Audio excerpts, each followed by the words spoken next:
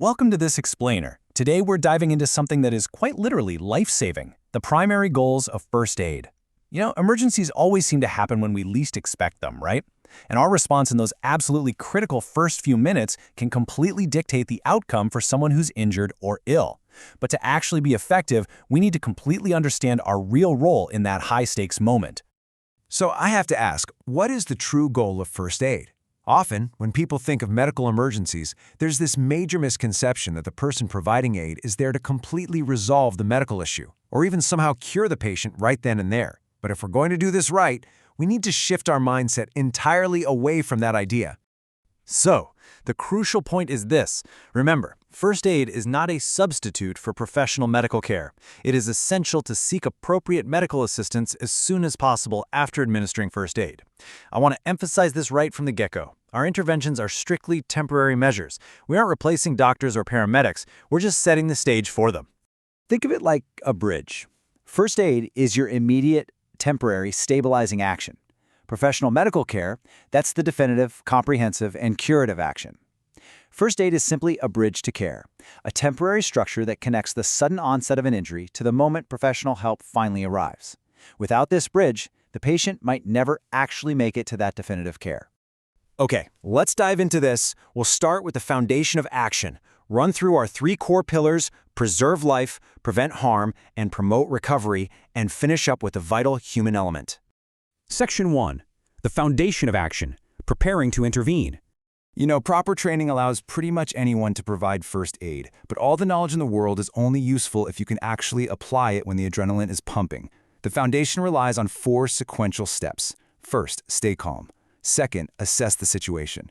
Third, act quickly and appropriately based on your training.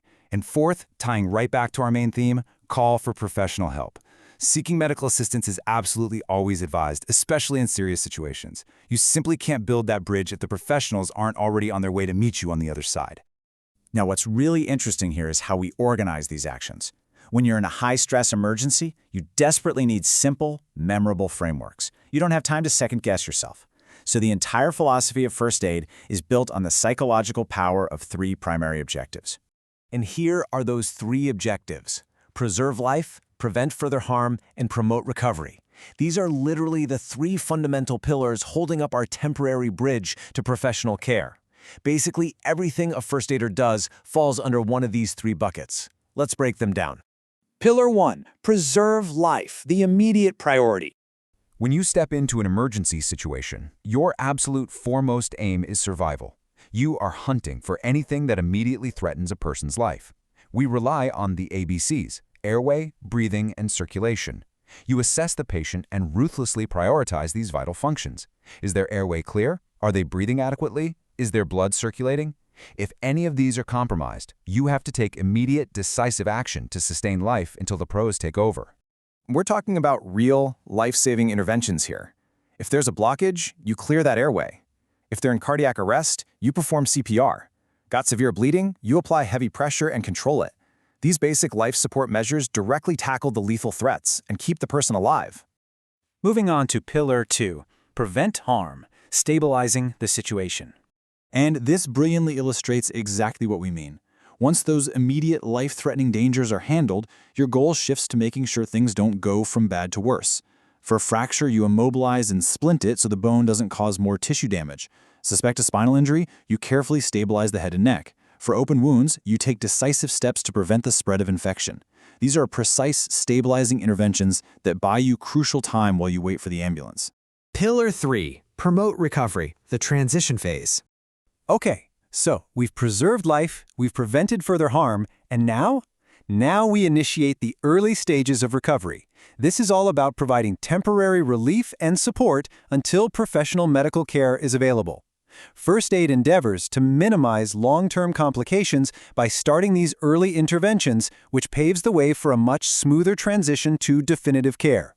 These early recovery measures include things like applying basic wound care, continuously keeping an eye on those vital signs, and ensuring the environment stays exceptionally safe and calm. It's also about alleviating pain, applying cold packs to reduce swelling, or honestly just offering basic comfort. By jumping in with these early steps, you significantly boost their ultimate chances of a successful recovery once the medics finally arrive. Section 5. the human element, providing psychological support. We focused a ton on the physical stuff, CPR, splinting, wound care. But let's be real, emergencies are incredibly traumatic events. You aren't just treating a physical body, you're helping a human being who is likely terrified, disoriented, and in a lot of pain. Emotional first aid requires you to remain calm, reassuring, and deeply empathetic. By actively helping to reduce their anxiety and stress, you build a much-needed sense of safety and trust. This psychological support helps them cope with the shock while waiting for help, making it an absolutely essential part of our bridge to care.